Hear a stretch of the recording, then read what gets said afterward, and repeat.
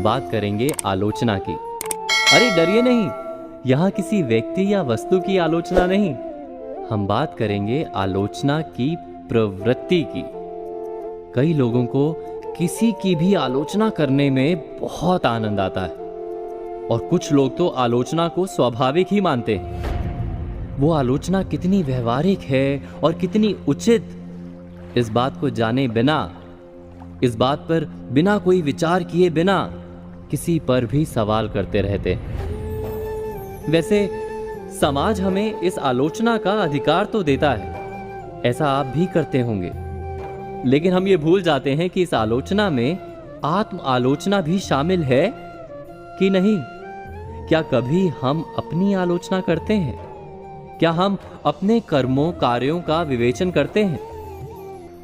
आलोचना का मूल अर्थ है किसी भी वस्तु या व्यक्ति के गुण और दोष, इन दोनों पर निष्पक्ष रूप से विचार कर उसके मूल्य, महत्व आदि का आकलन करना।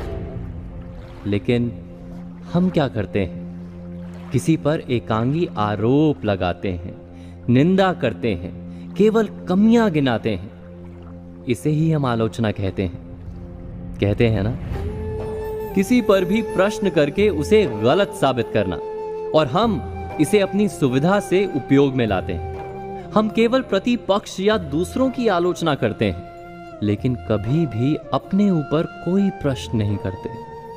ना ही हम अपनी आलोचना पसंद करते हैं, क्योंकि वास्तविकता ये है कि लोग आलोचना के नाम पर केवल विरोध या निंदा करते हैं, सत्य नहीं बताते।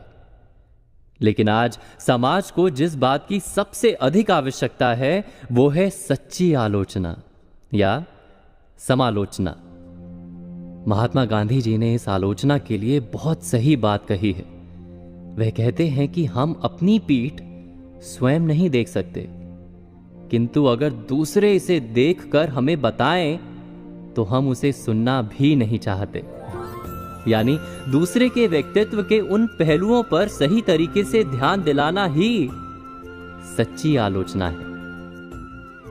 बस हमें इस बात का ध्यान रखना होगा कि हम दूसरे की भूल, दूसरे की गलती पर प्रश्न करते समय अपनी कमियों से निश्चिंत ना हो जाएं, क्योंकि कबीर दास जी ने कहा है, बुरा जो देखन मैं चला, बुरा ना मिलिया कोई, जो दिल खोजूं आपना, मुझसा बुरा ना कोई। यानी दुर्भावना से भरकर आलोचना ना करें, बल्कि सद्भावना से भरकर सही राह दिखाने के लिए सम्यक समालोचना करें। तो आज कही बातों पर विचार कीजिए और कल की प्रतीक्षा कीजिए।